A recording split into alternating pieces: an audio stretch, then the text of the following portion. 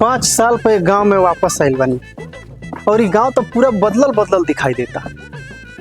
एकरा मतलब गांव तरक्की में बा।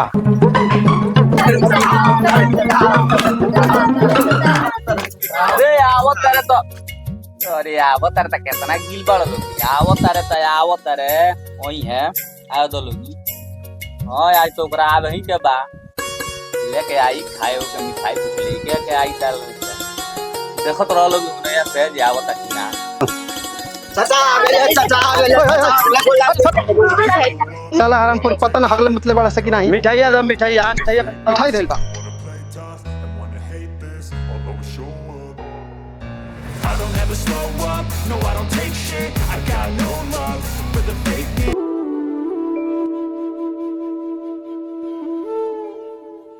देखो ना एकरा का हो बताओ जी 5 साल बाद से बाहर से आई है एकरा के पढ़ा लिखा के इंजीनियर बना दनी शहर में रह के बुझाता जी संस्कारे भुला गइल बा।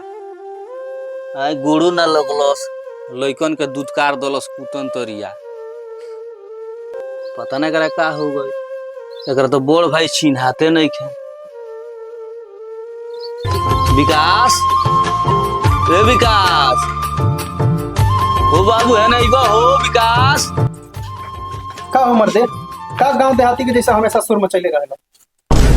अच्छा अब हम गंवार देहाती हो गए तारा का पढ़ा लिखा का शहर में भेज दनी अब तू इंजीनियर बन गइल तब हम देहाती हो गए। सही सुर मचाओ तरह के जैसे बुझाता गांव देहात के लोग चिल्ला। अच्छा ई बता जिते जब अइले है तो लइकन के कुकुर तरिया दूधकार दहली आ हम बाप बराबर तोर बड़ भाई बानी तो ते हमरो के कोनो सम्मान ना कोइली ना हमरा के ते गुड़ लोग। देखो हम इस सम्मान सुमान मतलब कुछ ना होला। हम पर्सनली आइल बनी देखो भैया हमरा के तू अब अलगा कर दो हम अब तरह से अलग रह।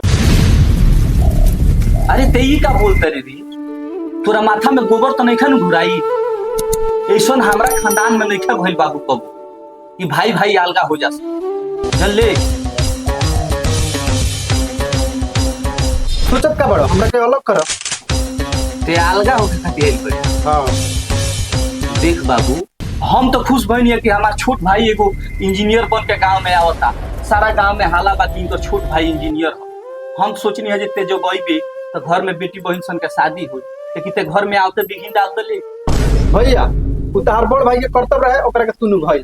अच्छा हमार बड़ भाई के कर्तव्य रहे तो हम निभा दनी आ ते छोट होके तोरी ई कर्तव्य होता कि ते हमरा के अलगा कर देबे। देखो भैया हाँ। हमरा ये बात को बहस कुछ नहीं के करे। अच्छा हम सीधा वही खातिर आइल बनी कि हमरा तारा से बस अलग रहे काहे कि तार मेहरारू गंवार देहाती हमरा मेहरारू से हमेशा झगड़ा करता है।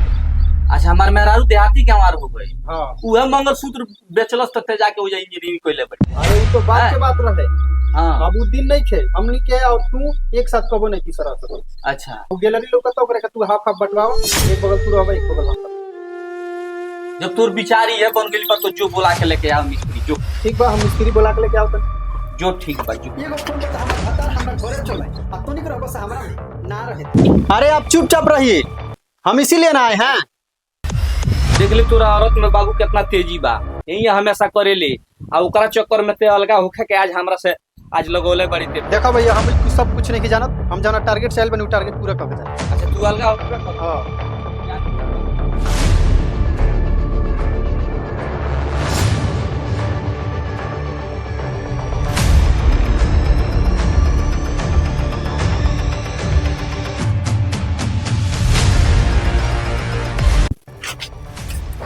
देखो तो खचा भैया बोला के ले ले मोबाइल मिस्त्री हला ही सही बात बहु ये कहत तरह के बोला कहत लेके हम आओ तो नियर रास्ता देखो विकास समझा हम चाहे कि तले अलगा मत हो लगी मान लो तू बाहर कमाता रह इंजीनियर हो गइल तू कमैबो लगी तो घर आगे में पड़ी बहन भी है बेटी भी है शादी करे के तो ये अलगा मत हो अलगा ओकरा में रसगुल्ला ना मिलेला। अरे तू बाहर कमाता बड़ा घर के खेती गृहस्थी टमाटर भाई देखते बड़ा अरे एक में रह लगी।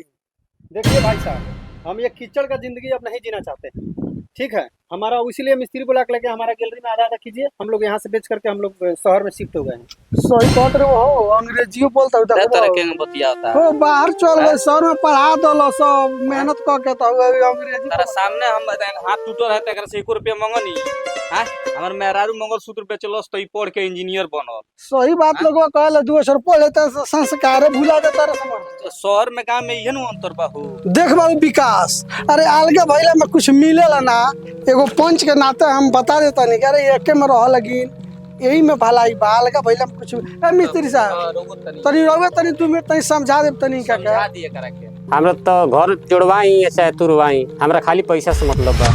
यो कहल बात सही है बा। और पंच लोग अब मिस्त्री का कर सकेला। अब ताले 2 भाई बाबा आपस में प्रेम व्यवहार ना रखबो तो हमनी का कर सकीला। देखो खचाल भैया मिस्त्री जी, हम तो एकरा के समझाओ जब से आइल बा हम थाक गइल बा। ठीक एकरा मेहरारू के चक्कर में पड़ो बा, हम भी अच्छी तरह से जानता है। हमनी के देहात में रहे वाला संस्कारी आदमी जतरिया आदमी इंसान से बोलेला रहेला खाला पिएला सब केहू से मिलजुल के रहेला। ई शहर में रहता एकर पता ना बुद्धि में का हो गइल बा, एकर औरत फूल पे का कहले ई हम नहीं जानत। लेकिन तनी समझा दो भैया, समझा दो तनी मिस्त्री ले जाके समझा दे तनी। अभी का ते मिस्त्री साहब से समझ ले। मिस्त्री साहब कहनी हो कि घर तुरवैबा तब पैसा ले आ जोड़वैबा तब पैसा ले। तो अब तू दिमाग होगा तो अपने दिमाग में सोच कि घर के जोड़वावे के बाद कि तुरवावे के बाद। बाबू विकास 2 मिनट खातिर तनी आवा हमर बात सुनो। मिस्त्री साहब रहो भाई आ ओकरा बाद तारा जोड़ बुझाई तो ना करी। 2 मिनट खातिर आओ तनी मिस्त्री साहब रहो आई तनी आ बात पता ना फोन पर का कह के आइल बिया हैं उ आइल बाटे आ बाटे खाती हमरा मौत से तैयार बाटे। कि है पूरा मोहल्ले में अकेले रहे मर्दा के साथ रात कर ना करे। अरे तो जो अपना मोरत के ले जहाँ मोदी कहते जो राज राचा हमरा उसे कुछ लेवे देवे के बा। हमरा कुछ लेवे देवे के बारी राज कर तारा के हम ना राज कर केही करना बाटे सब हमार मोरत बनवले बा। मोरद हमार कमैले बा खेत में जाके बाहर से जाके हमरा मर्दा के नहीं खे जितने हाँ देखत रहो। अभी पहले के नहीं खे कि हमरो मर्दा के लेके सुतत रहो। अच्छा हमरा मर्दा हमरा लोग आई रे दादा आई रे रामावा है कैसन सौतीनिया है कोहतिया रे एकरा तनको मुंह में लाज बा। हां तेन घर में ना रखले रहली फोनवा पर काम से बतिया जाके हुकुनवा में कौन कोई थी। हां कौन कोई थी। हां देखले बाड़ी कौन अपना देवर से ना बतियावेली सरी कौन ना बतियावेली कोहिया देखले बाड़ी सूतल कोहिया देखले हां अकेले के हैंगा फोन बैठ के हुनैया हैंगा दुका फोनवा बतियावेली। हाँ विकास बाबू मान लो जे बोलो आदमी के बात तनी माने के चाहिए। ठीक बा पढ़ले लेला बड़ा इंजीनियर हो गइल बढ़िया बात बा। लेकिन देखो तार भाई जौन बारे टमाटर भाई बहुत मस्त आदमी होन सम्मान बा उनके काम में। आ तू जहाँ रह तक बता तो उसको लोग तरह के मानत हो। देखो तार लई के तार मेहरारू उनकर मेहरारू दूसरा को कही से मेहरारू और मान लो उहन लो तो इस ताई तू भाई भाई में झगड़ा करता लगे हिती चाक रहलो गोदी में तार बड़ भाई खेलो लहू हो गया कबो तुमका मुंह में मुद्दा लाओ कबो तबो तरह का फेंक देला हो जाए। अरे तबो तरह से प्यार कइले आजियो तरह से प्यार करता रहे। देखो अलगा मत होको आ अलगा भइला में कुछ मिलेला ना। भाई भाई होला हो मर्द तरह के पढ़ावे खातिर अपने मेहरारू के बीखो बेचले रहे यहाँ तक कि वो अपन किडनी बेचे के तैयार हो गई रहे। देखी बाबू भैया जौन बात कहतनी तौन तो सही बा। जौना घर में दरार डाले खातिर फंटी चल रहा हम तो रोवे करनी फंटी रोवेला। बस करी भैया हमरा सब समझ में आ गइल बा।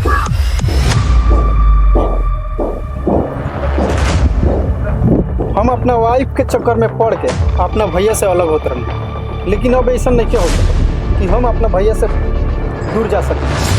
हम और हमारा भैया आज के बाद हमनी के साथ ही रह। हाँ बाबू एक में रह लगी बहुत खुशी बा। जाके अपने भाई से मिलो एक में रह लगी बहुत खुशी बा। समाजों में खुशी बा।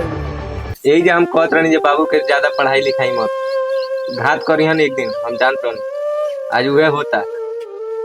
अरे कुछ नहीं क्या होत रे ठीक बा जौन होता तन ओकरा समझदारी बा उमनिया करता। पापा चाचा का कहत रहला है कुछ ना बाबू तारा ना सुने के ई सब बात तू थोड़ा सा भ्रमित बारे। अबे कोनो बात नहीं था ठीक बा जेना होता उना होई पंच बानी आ गइल बाबू आ गइली खचा भैया मिस्त्री साहब चल बाबू बांट लो मान लो जे इनकरा रहे में हमारा साथे बहुत परेशानी होता है बांट लो चलो हाँ? बांट लो चलो बस करो भैया, अब इतना जलील हमरा के ना करो। का भाई अब हम तरह से दूर नहीं रह सकते। हमरा माइंड में कुछ समय खातिर ऐसा समा गइल रहल कि हम तरह से दूर जाए के कोशिश कइले। तो यह बतिया नु तरह से समझात रहनी है बाबू कि ओकरा फिर में मत पड़ो तारा तू इतना समझदार होके भी तू बुरबकई काम करत रहल। अब हम अपना वाइफ से दूर जा सकत नहीं, लेकिन तो से कोनो बंटवारा वाला काम हम ना करो। आप लोग के बहुत बहुत धन्यवाद खचा भैया मिस्त्री साहब रोगो के धन्यवाद जे हमरा भाई के रोग लोग समझा दे। प्रणाम करत नहीं भैया, अब निकलो तनी हम अपना ड्यूटी पे। ठीक बा बाबू जा। देखी लो भैया लोग आप सबसे ये निवेदन बा कि चाहे छोट भाई होखे आ चाहे बड़ भाई होखे गांव में एगो सामाजिकता चलेला व्यवहार होला प्रेम होला भाई भाई के बीच में। और हमनी के सब टीम के तरफ से अगर हमनी के वीडियो के माध्यम से आप सबके समझ में आ गई होखे तो आप सबसे निवेदन बा कि कभी भी अपना भाई से अलगा रहुआ लोग मत होखे लोग। और ये हमार जोन कैरेक्टर रहला तो रियल ना रहला, ई सब रील में रहला, ई वीडियो के माध्यम से रहुआ लोग के दिखावल गइल और समाज में ऐसा ना होखे ओके दिखावल गइल हो। और अपना भाई के प्रति हमेशा सबके प्रेम रखे। हाँ और वीडियो अच्छा लागल होगा तो हमनी के जरूर आगे बढ़ाई लोगी, कमेंट करी लोगी, शेयर करी लोगी और चैनल के फॉलो करी लोगी।